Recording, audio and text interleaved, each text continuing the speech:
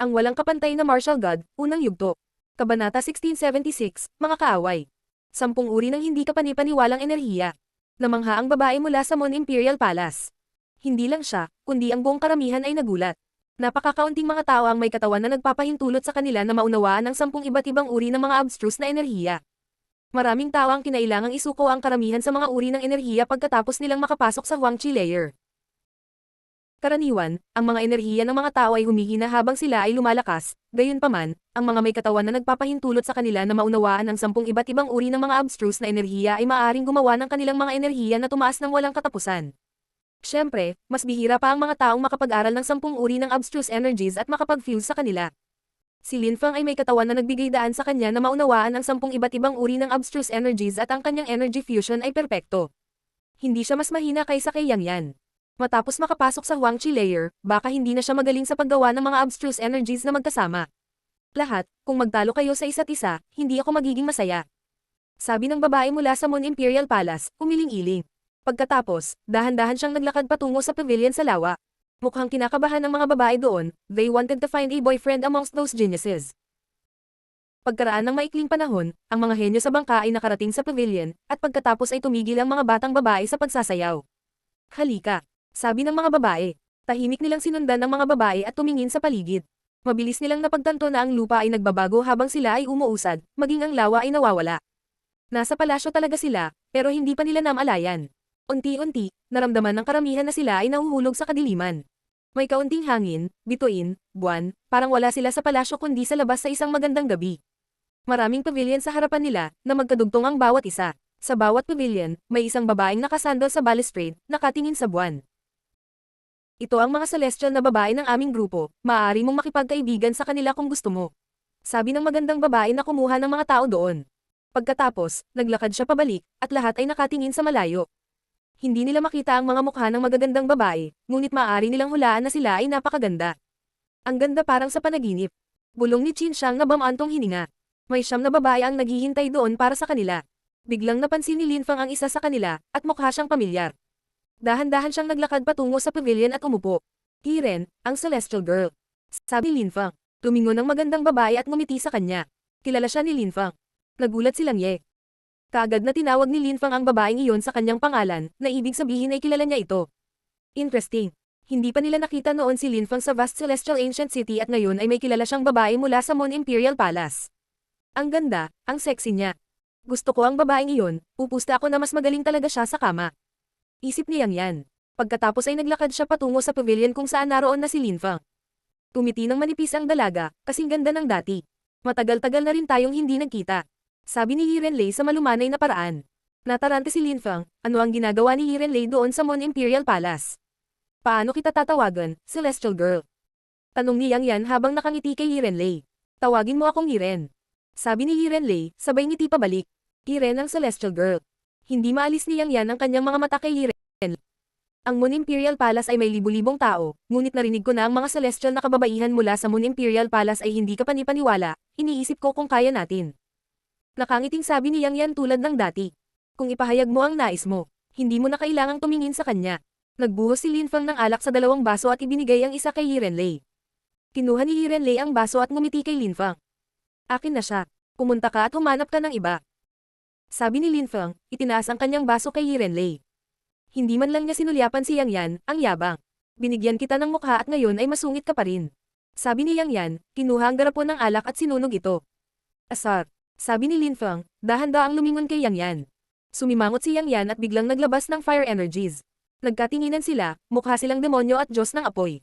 Tumingin si Yang Yan sa mga mata ni Lin Feng, naramdaman ng 9 na tubig sa ilalim ng mundong dumadaloy sa kanyang katawan. Mamatay. Sabi ni Lin Feng na parang demonyo. Biglang pumikit si Yang Yan at tumayo. Muli niyang binuksan ang kanyang mga mata at biglang may lumabas na apoy mula sa mga ito. Pagkatapos ay hindi siya pinansin ni Lin Feng at kumuha ng sarili niyang alak. Walang pakialam niyang sinabi. Hanggang kailan ka mananatili rito? Napakagaling. Sabi ni Yang Yan, pinalo ang mesa gamit ang kanyang kamao.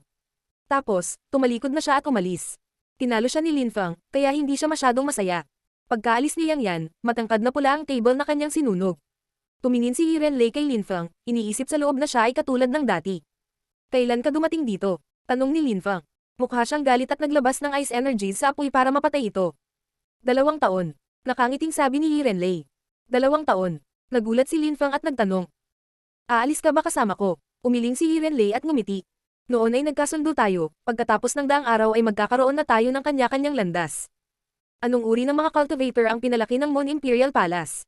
Tanong ni Lin Feng. Mahal ko, nag-aalala ka. Nakangiting sabi ni Yi Renlei.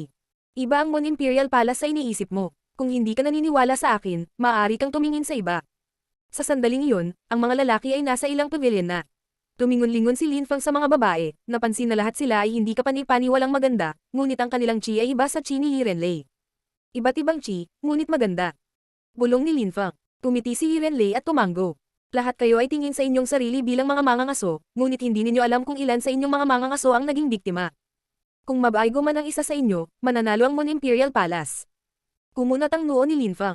Sa katunayan, ang mga taong iyon ay mula sa sinaunang mga angkan, at sila ay hindi pangkaraniwan, hindi pa banggitin ang kanilang makapangyarihang sinaunang mga kasulatan. Ang walang kapantay na martial god, unang yugto. Kabanata 1677, Clash of the Kings. Oras na, kumaway ang robe ni Yi Renlei habang tumatakbo siya patungo sa lawa. Ganoon din ang ginawa ng iba pang celestial na kababaihan at lumitaw sa ibabaw ng tubig. Lahat sila ay nakasuot ng puting damit, nakahawig ng mga puting lotus. Ang mga kabataang lalaki sa mga pavilion ay nabighani sa kanila. Talaga bang mortal na nilalang sila? Naisip ng ilang kabataang lalaki. Nakita nila ang maraming magagandang babae sa kanilang buhay, ngunit ang mga babaeng ito ay mga nangungunang buhay. Tumingin si Lin Feng sa kanila, titingnan siya ni Yi Renlei paminsan-minsan. Kinailangan ni Lin Feng na pigilan ang kanyang sarili na yakapin siya at hindi na siya pakakawalan. Isang palasyo ang lumitaw sa hangin sa itaas nila, ang Mon Palace. Lumipad sa himpapawid ang 9 na babaeng celestial at pumasok sa palasyo, at pagkaraan ng maikling panahon, nawala ang palasyo kasama nila. Ngayon lamang sila naaalala ng karamihan. Maganda. Sabi ni Lin Feng, nakangiting walang pakialam. Nang mapansin ng karamihan na wala na ang mga babae, napagtanto din nilang hindi sila masusundan. Alam mo rin ang pangalan niya. Bulong nilang Ye, nakangiti ng pilit. Napakaganda ng babaeng iyon, pero ang cold niya minsan. Kadalasan walang nakakaalam ng mga pangalan ng mga babaeng celestial, kahit ako ay hindi alam ang kanilang mga pangalan. Bulong ni Qin Shang. Matapos makita ang mga babaeng iyon, kakaiba ang pakiramdam ng mga binata, maging si Qin Shang ay hindi mapigil ang isipin sila. Mga Ginoo, wala na ang mga babae. Kung gusto mo silang makita ulit, kailangan mong maghintay. Sabi ng isang magandang babae sa labas ng pavilion. Yi Ren. Bulong ni Lin Feng. Tumiti siya ng pilit at tumayo. Si Yi Renlei ay espesyal at may lugar sa puso ni Lin Feng. Isa siya sa 4 na pinakamagandang babae ng bahwang. Hindi makakalimutan ni Lin Feng ang tungkol sa kanya, lalo na ang mga araw na kasama niya ito. Ang mga araw na iyon kasama siya ay hindi kapani-paniwala, nag-iibigan sa buong araw at nag-uusap tungkol sa iba't ibang bagay. Ang mga alaalang iyon ay isa sa pinakamagagandang nangyari sa kanyang buhay. Umalis ang karamihan sa Mon Imperial Palace na parang napanaginipan lang nila ang lahat. Sa labas ng mga pavilion, maraming tao ang naghihintay kung ano ang nangyari. Hindi ko akalain na ang isang cultivator na may World King body at isa pang may Godly Imprint King body ay narito ngayon. Sa kasamaang palad, huli na ako, kaya hindi ako nakasali. Sabi ng isang tao sa gilid ng lawa. Ang mukhang palakaibigan na binata ay nakasuot ng 9 na kulay na damit. Prinsipe ng kalungkutan. Lahat ay tumingin sa kanya sa isang palakaibigang paraan. Prinsipe ng kalungkutan, nandito ka. Matagal nang naghintay ang mga babaeng celestial. Sabi ng babae, naglakad papunta sa prinsipe ng kalungkutan. Napangiti siya at sinabing, hindi ko nais na maging malungkot ang sinuman sa kanila. Babalik agad ako sa Mon Palace. Pakiusap. Magalang na sabi ng prinsipe ng kalungkutan. Magkikita tayong muli. Sabi ng prinsipe ng kalungkutan na nakangiti sa mga binata. Pagkatapos, tumingin siya kay Lin Feng at sinabing, isang karangalan para sa akin na makita ang isang taong nakakaunawa sa 10 iba't ibang uri ng abstruse energies. Kapatid na Lin Feng, makokontrol din ni Gu ang 10 uri ng mga abstruse na enerhiya. Para sa akin, lahat kayo ay bayani. Maraming salamat. Sabi ni Lin Feng, tumanggo at nakangiti sa prinsipe ng kalungkutan. Siya ay isang kakaibang tao. Pakiusap, lahat. Sabi ng babae sa crowd. Pagkatapos, umalis siya kasama ang prinsipe ng kalungkutan. Nagulat ang karamihan, ang prinsipe ng kalungkutan ay malayang makapunta sa palasyo ng buwan. Pagkaalis ng babae, tumingin silang Ye kay Lin Feng. Ang taong tinutukoy niya, Go, ay isang baliw na cultivator na nabuhay libu-libong taon na ang nakalilipas. Maraming tao ang humanga sa kanya dahil sa kanyang mga talento at sa kanyang pagmamahal sa pakikipaglaban, tulad mo. Ngunit sa isang punto, nawala siya, at walang nakakaalam kung nasaan siya ngayon. 10 uri ng abstruse energies. Bulong ni Lin Feng at saka siya ngumiti. Ang malawak na Celestial Ancient City ay may kasaysayan ng mga kababalaghan. Bilang halimbawa, may dalawang tao sa karamihan ngayon na may mga espesyal na katawan, isang World King Body at isang makajos na Imprint King Body, ngunit walang nang ahas na maliitin ng iba. Halimbawa, si Chu Chun Kyu, kaya niyang makuha ang determinasyon ng iba. Sa sandaling iyon, biglang bumagsak ang mga enerhiya sa katawan ni Lang Ye. Hinahamon ni Dugo the Winner, na may godly Imprint King Body, si Lang Ye. Mag-away tayo. Sabi ni Dugo the Winner, patungo sa isang pavilion sa Ice Moon Lake. 360 sinaunang imprint ang umiikot sa kanyang katawan, bawat isa ay naglalaman ng nakakatakot na lakas. Si Lang Ye ay may World King Body, kaya hindi siya natakot sa kanya. Tumalon siya pasulong at tumakbo patungo kay Dugo the Winner ng buong bilis. Isang labanan sa pagitan ng mga King-type Body Cultivator. Sumimangot ang karamihan. Ito ay tiyak na magiging sagupaan ng mga Titans. Si Chu Chun Kyu ay tumalon din, gustong manood. Kawili-wili. Tumiti si Yang Yan at bumangon sa hangin. Ayaw din niyang palampasin ang laban. Bumangon din si Lin Fang sa hangin at gumalaw na parang hangin. Sa sandaling iyon, 360 sinaunang imprint ang umiikot sa paligid ng godly Imprint King Body na parang nakasisilaw na mga bituin. Ang itim na damit ni Lang Ye ay kumikislap habang ang mga ilaw ng mundo ay kumikinang sa paligid niya. Pumunta ka, sigaw ni Dugo the Winner, nakipagkamay. Sa isang iglap, ang mga makajos na imprint ay nag-intertwine at naging isang gintong kamay na nakadirekta sa direksyon ni Lang Ye. Tumalon si Lang Ye pasulong habang kumikislap ang mga ilaw ng mundo sa unahan. Ang gininto ang kamay ay bumagsak sa mga ilaw ng mundo at nawala. Boom! Si Dugo the Winner ay tumalon pasulong, na nagdulot ng paghampas ng mga alon sa lawa. Bigla niyang isinara ang agwat sa pagitan niya at ni Lang Ye, pagkatapos ay nagsimulang mag-intertwine ng muli ang kanyang 360 sinaunang imprint lights. Godly Imprint King Body, 360 imprint lights. Kapag nakapasok na siya sa layer ng Huang Qi, mas magiging kakilakilabot siya sa 3,600 sinaunang imprint. Isip ni Lin Fang, ang walang kapantay na martial god, unang yugto. Kabanata 1678, makajos na tatak ng Haring Katawan. Sa tabi ng Ice Moon Lake, mayroong isang talon, at kahit isang whirlpool. Lumitaw ang mga imprint na ilaw sa paligid ng Dugo the Winner, 360 sa mga sinaunang imprint na ilaw na ito ang lumitaw at nagsimulang umikot sa paligid niya. Umuulan ng mga bundok, inaapi nila ang lahat. Iyon ay isang Imperial Imprint, maaari itong maging isang nakamamatay na stroke na maaaring gamitin upang patayin kahit na ang mga emperador. Hindi masisira ng mga imprint na lumalabag sa mga batas ng pisika. Nakakakilabot. Ang Ancient Dugo Clan ay talagang ang pinakamahusay sa pagkontrol ng mga imprint, lalo na kapag sila ang nagtataglay ng King Body ng clan. Naisip ng karamihan.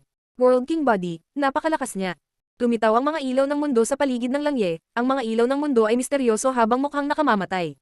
Pinalibutan nila ang lahat ng mga imprint at pagkatapos ay nagsimulang umulan ng mga enerhiya. Hindi pa sila gumagalaw, naglalabas lang sila ng energies, at sinusubok ang tubig. Biglang lumitaw ang mga nakakatakot na imprint sa paligid ng Dugo the Winner, kasabay nito, lumitaw ang isang dambuhalang swastika talisman sa kalangitan. Iyan ay mga Buddhist imprints. Naisip ng karamihan. Bumaba mula sa langit ang napakalaking swastika, na nagmukhang maliit si Lang Ye sa tabi nito. Ang Imprint King Body ay nagbibigay daan sa isang tao na kontrolin ng gintong enerhiya, at kahit na hindi pa ito nagiging cosmic energy, ngunit malamang na makapasok siya sa Huang Qi layer kapag ginawa nila.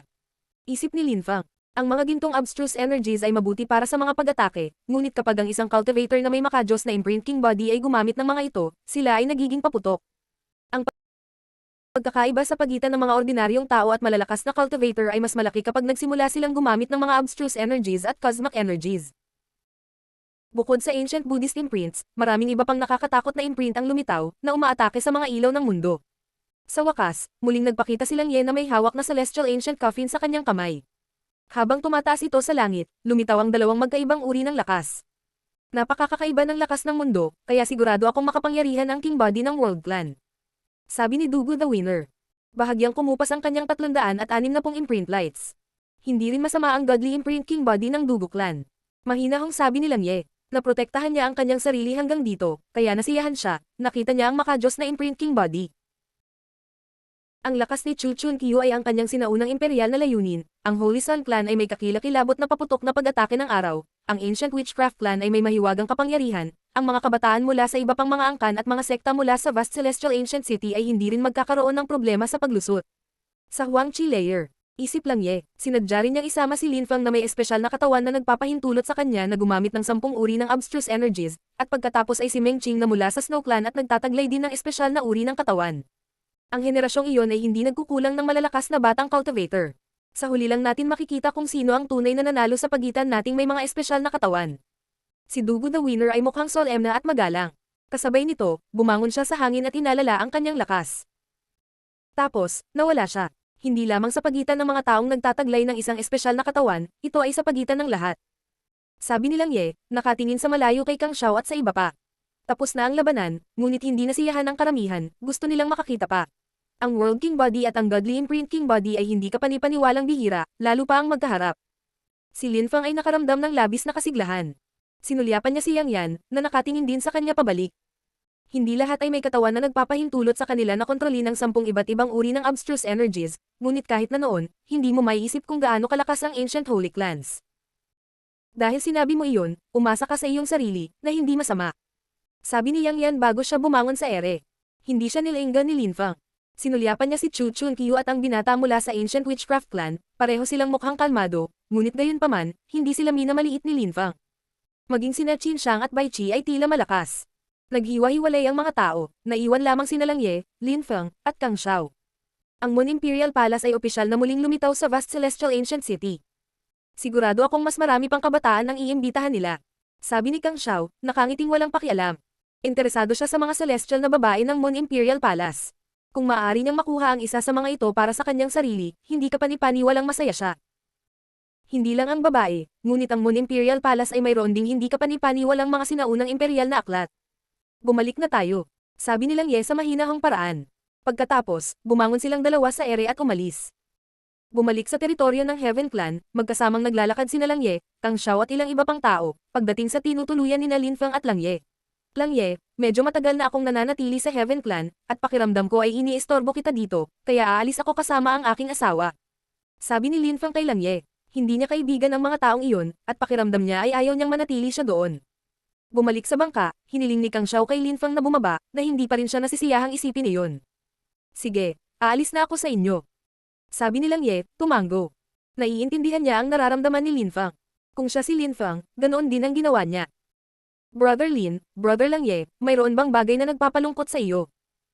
Ang Heaven Clan ay napakalaki, kaya kung kailangan mo ng mas maraming espasyo, maaari naming ipakita sa iyo ang iba pang mga silid. Sabi ni Kang Xiao, biglang nagbago ang ekspresyon ng mukha niya nang marinig niya ang mga ito. Pagkatapos, ngumiti siya kay Lin Fang at sinabing, Brother Lin, kung may nagawa akong mali, patawarin mo ako. Bus na naunawaan ni Lin Fang kung bakit ganoon ang ginawa ni Kang Xiao ngunit ngumiti lang si Lin Fang at sinabing, Salamat, may mga bagay akong dapat gawin. Alis na ako. Naging mabait si Kang Xiao kahit na mas mataas ang kanyang katayuan sa lipunan kaysa kay Lin Fang ngunit si Lin Fang ay hindi maaaring manatili doon sa buong panahon. Pagkatapos ay nagsimulang umalis si Lin Fang. Sino siya sa tingin niya? Sabi ni Kang Yu, nagbago ang ekspresyon ng mukha niya.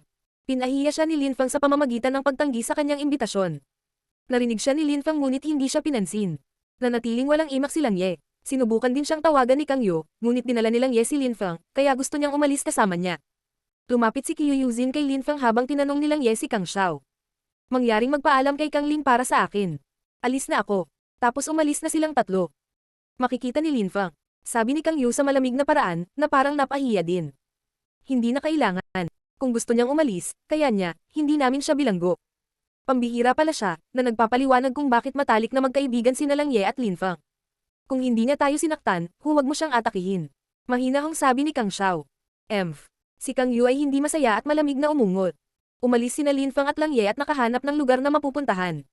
Magagawa nila ang anumang gusto nila kung wala sila sa Heaven Clan. Ang problema lang ay hindi nila gaanong maririnig ang tungkol sa labas ng mundo kung iisa-isahin nila ang kanilang mga sarili. Medyo nag-aalala pa rin si Lin Fang na si Yiren Lei ay kasama ng Moon Imperial Palace. Kalaunan ng gabing iyon, si Lin Fang ay naglalakad mag-isa, nakatingin sa langit.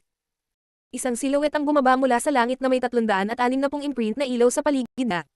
Iyon ay ang makajos na imprint King Body. Dugu the Winner. Lin Fang at Dugu the Winner, kaya ano ang ginagawa ng lalaking iyon? Ang walang kapantay na martial god, unang yugto. Kabanata 1679, Celestial Evolution Banal na Kalan. Sa ere, si Dugu the Winner ay nanatiling tahimik at walang sinabi. Tumalon siya pasulong, ang kanyang mga sinaunang imprint ay inilunsad kay Lin Fang. Pinagsama ni Lin Fang ang demonyong enerhiya sa kanyang kamay at sinuntok ang hangin sa direksyon ni Dugu the Winner. Sa isang iglap, nabasag ang mga sinaunang imprint, at si Dugu ang nagwagi ay lumapag sa harap ni Lin Fang. Tiningnan siya ni Lin Fang ng malamig na paraan. Ano ang mali kay Dugu the Winner? Hindi sila magkaaway, kaya bakit siya inaatake ng lalaki? Inilabas ni Lin Fang ang sword chi na pamunit sa mga imprint, na nagdulot ng mga pagsabog na umalangaw sa lahat ng direksyon. Naramdaman ni Lin Fang ang panggigipit habang si Dugu ay sumugod sa kanya, ang kanyang mga Buddhist imprint na nangunguna sa pagsingil. Bumangon si Linfang sa hangin, inatake ang mga sinaunang imprint gamit ang kanyang Great Earth Destruction. Naputol ang mga imprint, at galit na sumigaw si Linfang. Hindi ikaw si Dugo ang nagwagi. Nakita ni Linfang si Dugo the Winner at silang Yen na nag-away, alam niya kung ano ang pakiramdam ng kanyang lakas. Si Dugo the Winner ay napakalakas, ngunit ang taong kinakalaban niya ngayon ay may kakaiba. Pakiramdam ni Linfang ay nakita na niya ang mga mata na iyon. Ikaw. Nakilala ni Linfang ang mga mata mula noong pumunta siya sa Celestial Evolution Holy Clan. Hindi lang sila nagpapanggap na si Dugo the Winner, talagang ginagamit nila ang 360 imprints. Yung tipong kayang gayahin ang atake ng ibang tao. Maaaring ito ay ang Celestial Evolution Holy Scriptures. Isip ni Linfang. Si Linfang ay walang oras para mag-isip, kailangan niyang mag-react ng mabilis. Atake. Ginamit muli ni Linfang ang kanyang sword energies. Ang mga naglalakihang kanyan ay nabuo sa paligid, gayunpaman, ang kanyang kalaban ay nakangiti sa malamig na paraan, na parang hindi siya nasa ilalim ng anumang presyon. Biglang lumitaw ang milyon-milyong clone, tila milyon-milyong mga imprint ang pumupuno sa kalangitan ng gabi. Si Linfang ay nagsimulang makaramdam ng pagkahilo habang nakatingin sa kanilang lahat. Ilusyon. Ang mga mata ni Linfang ay naging itim nang tumalon siya sa itaas. Bumaba ang kanyang espada na si Chi, sinira ang ilusyon at nag-iwan ng napakalaking bunganga sa ilalim niya. Matapos masira ang ilusyon, biglang lumitaw ang mga nakakatakot na araw. Sikat ng araw. Kumunat ang noo ni Linfang nang makita niya ang araw na papalapit sa kanya. Ginamit ni Linfang ang kanyang Desolate Shana attack sa pagkakataong ito, na naging sanhi ng pagsabog ng araw. Pagkatapos ay naglabas si Linfang ng higit pang demonyong layunin. Sa paglapag ni Linfang sa lupa, ang earth sa ilalim niya ay sumabog, naging isang hola upang siya ay bitag. Sa sandaling nagsimulang mag-trigger ang hola, ang layunin ng espada ni Emperor Wu Tianjian ay bamaha, agad na napuno ang hola at ginawa itong nabasag. Lumitaw ang mga bitak sa hangin at sa lupa, gayunpaman, sa susunod na sandali, ang kalaban ni Linfang ay mabilis na tumakbo palayo. Tumingin si Linfang sa kanyang kalaban, nakaharap pa rin siya sa kanya habang tumatakbo siya pabalik. To make things even stranger, nakangiti pa rin siya. Hindi pa niya nagawang patayin si Linfang, at dahil sa bilis ni Linfang, malamang na hindi na siya makakatagal pa. Gayunpaman, maraming clone ang bamaha sa kalangitan, na ginagawang imposibleng hulaan kung alin ang tunay. Laming-galing si Linfang sa paligid at tumigil sa paggalaw, napakaraming clone na aatakehin. Napakabilis niya. Kung alam ko lang iyon noon pa man, ginamit ko na ang aking mga anteng-anteng sa simula pa lang. Isip ni Linfang. Ang taong iyon ay hindi mas mahina kaysa sa mga may king katawan. Isip ni Linfang. Hindi isang kasinungalingan ang sabihin na ang taong ito ay isa sa mga pinaka-nakakatakot na cultivator na nakalaban ni Linfang. Sa sandaling iyon, umihip ang malakas na hangin at lumitaw ang isang cultivator, si Lang Ye iyon. Anong mali? Tanong ni Lang Ye. Nakatagpo ako ng isang nakakatakot na cultivator na maaaring gumamit ng mga kasanayan at diskarte ng Godly Imprint King Body at ang 360 imprint lights, bukod sa mga kakayahan ng iba na nakita natin kamakailan. Sa tingin ko may kakayahan siyang gayahin ang pag-atake ng mga tao. Sabi ni Linfang. Kumunat ang noo ni Lang Ye, nakakagulat akong marinig na may nakilala kang ganoong cultivator. Sa tingin ko nakita ko na siya dati. Nagpatuloy si Linfang. Sa tingin ko baka ito ang taong nakita ko sa Celestial Evolution Holy Clan. Sinabi ko na sa iyo ang tungkol dyan. Siya iyon. Sa isip ni Lang Ye, mukhang mas nagulat. Dapat ba tayong pumunta sa Celestial Evolution Holy Clan at tingnan? Tanong ni Lang Ye, iyon ang gusto kong gawin. Sabi ni Linfang na tumatango. Pagkatapos, pareho silang nagsimulang lumipad patungo sa direksyon ng Celestial Evolution Holy Clan. Hindi alam ni Linfang na sa sandaling iyon, si Qiu Yuzin ay nanginginig ng marahas habang ang isang nakakatakot na enerhiya ng kawalang-awang ay tumataas sa kalangitan. Hindi. Nakaramdam ng sobrang lamig si Qiu Yuzin at nagsimulang magmukhang distorted ang kanyang mukha. Sa wakas, nagbago ang kanyang mga mata, at nagsimulang maglakad. Isang silhouette ang bumungad sa kanyang harapan, maganda siya, kahit perpekto. May belo siya na nakatikip sa mukha niya. Huminto ang silhouette na iyon sa hindi kalayuan sa kanya. Naglakad si Qiu Yuzin papunta sa misteryosong babaeng iyon. Tumalikod na ang misteryosong babae at nagsimulang umalis. Tahimik na sumunod sa kanya si Qiu Yuzin, walang nagsasalita sa kanilang dalawa. Hindi alam ni Linfang ang tungkol doon. Kasama niya si Lang Ye, at patungo sila sa Celestial Evolution Holy Clan. Habang papalapit sila sa clan, napagtanto nilang marami pang ibang tao ang pupunta doon. Walang narinig mula sa Celestial Evolution Holy Clan sa napakatagal na panahon, at ngayon ay sinusubukan ng ilang tao na bumangon itong muli. Sabi ng katabi ni Linfang at Lang Ye, hindi ko alam kung sino ang may gawa nito, pero isang bagay ang sigurado, hindi pa tuluyang nawasak ang angkan. Ang mga miyembro lang ng Celestial Evolution Holy Clan ang makakapag-activate ng deployment spell, at dapat silang maging mga core disciples man lang. Sabi ng iba. Tumanggo ang isa. Narinig ko na baka nagtago sila sa ilalim ng lupa. Binilisan ni na Linfang at Lang Ye. Sa wakas, nakarating sila sa lugar ng Celestial Evolution Holy Clan, ngunit namangha sila sa kanilang nahanap. Sa halip na mga guho, mayroong mga sinaunang palasyo, at kahit na ang chi, ang mga gusali ay mukhang malinis at maganda. Iyan ba ang sinaunang Celestial Evolution Holy Palace? Bulong ni Linfeng. Ito ay dapat na isa sa mga pangunahing palasyo, ang iba ay tiyak na nawasak. Sabi ni Lang Ye, ang walang kapantay na martial god, unang yugto. Kabanata 1680, sinaunang banal na angkan. Ang banal na palasyo ng Celestial Evolution ay umiral ng libu-libong taon. Iniisip ko kung may mga kayamanan sa loob. Isip ni Linfeng. Tumingin siya sa malayo at may ilang chi na mabilis na lumapit sa kanila. Itinaas ng mga tao ang kanilang mga ulo at nakita ang isang nasa katanghaliang gulang na lalaki na nakasuot ng puting damit, na kayang tumawid ng libu-libong metro sa isang kisap mata. Narito ang Master of the Heaven Clan. Naisip ng karamihan. Iyan ang matanda ni Kang Ling, ang kanyang lakas ay hindi maarok. Sabi nilang Ye kay Linfeng. Ang Celestial Evolution Holy Palace ay umakit ng maraming malalakas na cultivator. Kinatawan ng elder ni Kang Ling ang Heaven Clan, kaya nagpakita siya para sa kanyang clan. Boom! Sa parehong sandali, ang langit ay naging baluktot sa ibang lugar. Narito ang makapangyarihang cultivator ng Chu Clan. Sabi ni Lang Ye, sinulyapan siya ni Linfeng. Ang chi ni Chu Chunkyu ay katulad, ngunit ang chi ng taong iyon ay sadyang mas malakas kaysa kay Chu Chunkyu. Malamang isa siyang Celestial Emperor. Kasunod nila, marami pang nakakatakot na cultivator ang dumating.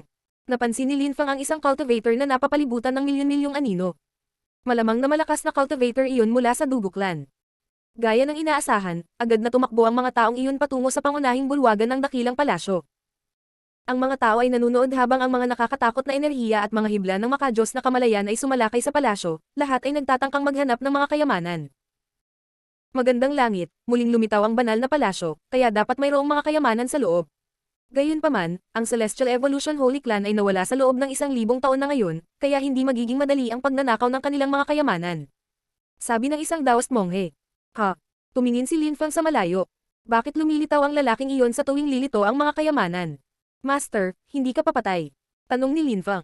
Tumiti si Yandy kay Linfeng at sinabi, buhay ka pa, kaya bakit ako mamamatay? Maaari kang umalis ng buhay sa ipinagbabawal na lugar, mas matatag ka pa sa inaakala ko. Sabi ni Linfeng. Ang mga lugar kung saan ang mga tao ay hindi talaga bawal na lugar. Sabi ni Yandy. Pagkatapos ay tumingin siya sa gitnang bahagi ng palasyo kung saan nagmumula ang isang nakakatakot na enerhiya. Anong uri ng mapang-api at mapanirang lakas iyon? Sa isip ni Linfeng, nanginginig. Namutla ang mukha niya habang nakatingin sa pangunahing palasyo. Tulad ng sinabi ko, hindi madaling makakuha ng anumang kayamanan. Sabi ni Yandy, hindi nagbago ang ekspresyon ng mukha niya, mukhang natuwa pa siya. Inilibot ng mga tao sa paligid niya ang kanilang mga mata, na nag-iisip. Ang lalaking iyon ay nasa mood pa ring magbiro. Unti-unting napuno ng mapanirang enerhiya ang hangin. Ang hindi kapani-paniwalang mga cultivator na nagpunta sa pangunahing palasyo ay bumalik ngayon, bumangon sa himpapawid. Sa wakas, pagkatapos nilang lumipad ng 12-dosenang metro sa hangin, nawala ang mga mapanirang enerhiya. Wala sa kanila ang nang-ahas na bumaba. Makalipas ang maikling panahon, umalis silang lahat sa iba't ibang direksyon ng walang sinasabi. Lahat, ngayon na ang tamang oras para makakuha ng mga mahalagang kayamanan, bakit walang gumagawa ng kahit ano? Tanong ni Yandy sa kamihan. Ang ilang mga tao ay tumingin sa kanya ng malamig na paraan. Wala akong kukunin, ngunit papasok ako sa loob at titingnan. Nakangiting sabi ni Yandy. Pagkatapos, pinanood siya ng mga tao na lumipad patungo sa gitnang palasyo. Kalokohan. Isip ni Linfeng. Naglakas loob si Yandy na pumasok sa loob, ngunit hindi nag-alala si Linfeng, sa halip ay tiwala siya sa karanasan ni Yandy. Gaya ng inaasahan, pagkaraan ng ilang sandali, walang nangyari. Ang ilang mga tao ay naglabas ng kanilang makajos na kamalayan at natagpuan na ang Daoist monghe ay tumingin sa loob, siya ay kasalukuyang nagnanakaw ng mga kayamanan. Emph. Ungol ng isang emperador at tumakbo patungo sa palasyo. Kung makapasok ang Daoist mongmong iyon, bakit hindi siya? Pagkatapos niyang makapasok, nakita ng karamihan na walang nangyayari, at mas maraming tao ang nagpasya na subukan ito. Tara na, sabi ni Linfeng kay Lang Ye. Pagkatapos, pumunta silang dalawa sa direksyon ng pangunahing palasyo. Sa loob ng pangunahing palasyo, nakakita sila ng isang chessboard na may lakas ng 7 bituin. Ang chessboard na iyon ay isang sinaunang deployment spell, hindi namin ito maa-activate. Bulong ni Linfeng. Mayroong maraming mga piraso sa chessboard at ang paglipat ng mga ito ay malamang na may mapaminsalang kahihinatnan. Marahil ay ginalaw sila ng mga malalakas na cultivator noon. Sa itaas ng chessboard ay may mga itim na ilaw. Ano ang item na iyon? Naisip ng ilang tao. Iyan ang Celestial Evolution chessboard ng Celestial Evolution Holy Clan. Sabi ni Yandy, na parang bagay katotohanan. Maaring ito ay ang Celestial Evolution chessboard, ngunit dahil hindi ko pa ito nakita, hindi ako sigurado. Bulong ni Lang Ye, paano mo malalaman kung iyon ang tunay na Celestial Evolution chessboard at hindi isang kopya? Tanong ng isang malakas na cultivator. Hindi rin ako nakakasiguro. Gayun din, tiyak na mayroong Celestial Evolution na banal na kasulatan sa loob. Sabi ni Yandy, sabay turo sa loob. Kung sa tingin mo ay nasa loob ang Celestial Evolution Holy Scriptures, bakit hindi ka pumunta at kunin ang mga ito? Malamig na tanong ng isang binata. Si Chu Chun Kyu iyon. Kung ang banal na kasulatan ng Celestial Evolution ay nasa loob, pupunta ka ba at kunin ang mga ito? Tanong ni Yandy kay Chu Chun Kyu na walang pakialam. Siyempre ayoko. Aalis na ako. Sabi ni Chu Chun Kyu. Pagkatapos, tumalikod siya at umalis na mukhang confident at payapa. Masyado akong mahina, kaya hindi ko makuha ang kayamanan. Pupunta ako at kukuha ng iba pang kayamanan. Sabi ni Yandy. Tapos, tumalikod na siya at umalis na rin. Nagalit ang mga tao, nauna siyang pumasok tapos ngayon aalis na siya. Tere na rin. Sabi ni Linfang kay Langye. Ang pagsunod kay Yandy ang pinakamagandang gawin. Ngunit nang umalis sila sa pangunahing bulwagan, isang nakakatakot na enerhiya ang pumuno sa hangin. Dumating na ang mga dakilang emperador, itinutulak ang mga cultivator na naroroon papalayo. Makakatulong sila, isip ni Linfang. Sa sandaling iyon, may sumigaw ng galit na galit. Isang nakakatakot na hayop na chi ang gamulong sa maalon. Isang makapangyarihang cultivator mula sa isang bestial clan ang dumating. Naisip ng karamihan. Bakit gusto ng mga hayop ang Celestial Evolution Holy Scriptures? Sa sandaling iyon, lumitaw ang 360 na ilaw sa tabi ni Linfang at Langye. Si Dugu ang nagwagi.